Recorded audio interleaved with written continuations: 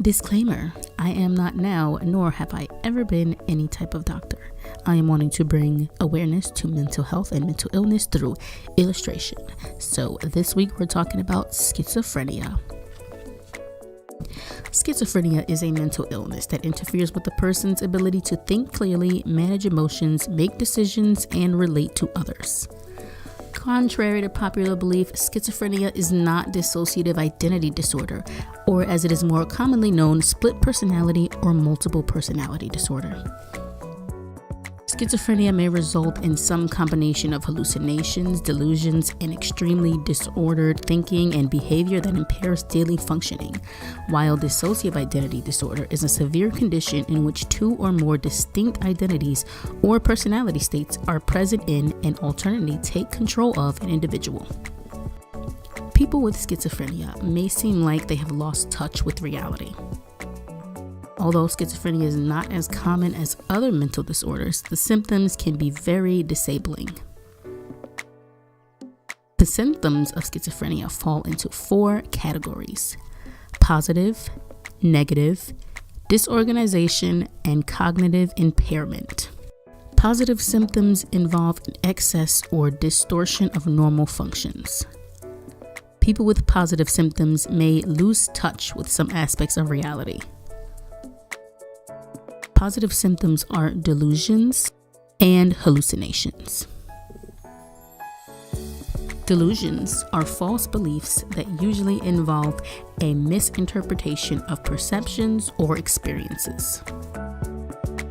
People with schizophrenia maintain these beliefs despite clear evidence that proves them to be false.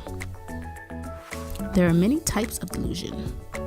For example, people with schizophrenia may have persecutory delusions, believing that they are being tormented, followed, tricked, or spied on.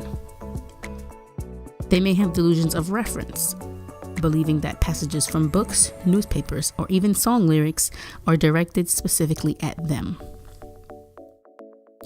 Delusions in schizophrenia may either be bizarre or not. Bizarre delusions are clearly not possible and not derived from the ordinary life experience. For example, people may believe that someone removed all of their internal organs without leaving a scar. Delusions that are not bizarre involve situations that could happen in real life, such as being followed or having untrustworthy friends. Besides delusions, the other positive symptoms is hallucinations. Hallucinations involve hearing, seeing, tasting, or physically feeling things that no one else does. Hallucinations that are heard are the most common. People may hear voices in their head, commenting on their behavior, conversing with one another, or making critical and abusive comments. As for negative symptoms, these involve a decrease in or loss of normal functions. They include reduced expression of emotions, like showing little or no emotion, making little or no eye contact, not moving one's face, or having no reaction to things that used to produce a reaction, whether that reaction be good or bad. A decreased amount of speech. Reduced feelings of pleasure in everyday life. Lack of interest in relationships with other people. The next symptom is disorganization. Disorganization symptoms involve thought disorders and bizarre behavior. Thought disorder is disorganized thinking, which becomes apparent when speech is rambling or shifts from one topic to another. Speech may be mildly disorganized or completely incoherent and incomprehensible. Bizarre behavior may take the form of childlike silliness, agitation, or inappropriate appearance, hygiene, or conduct.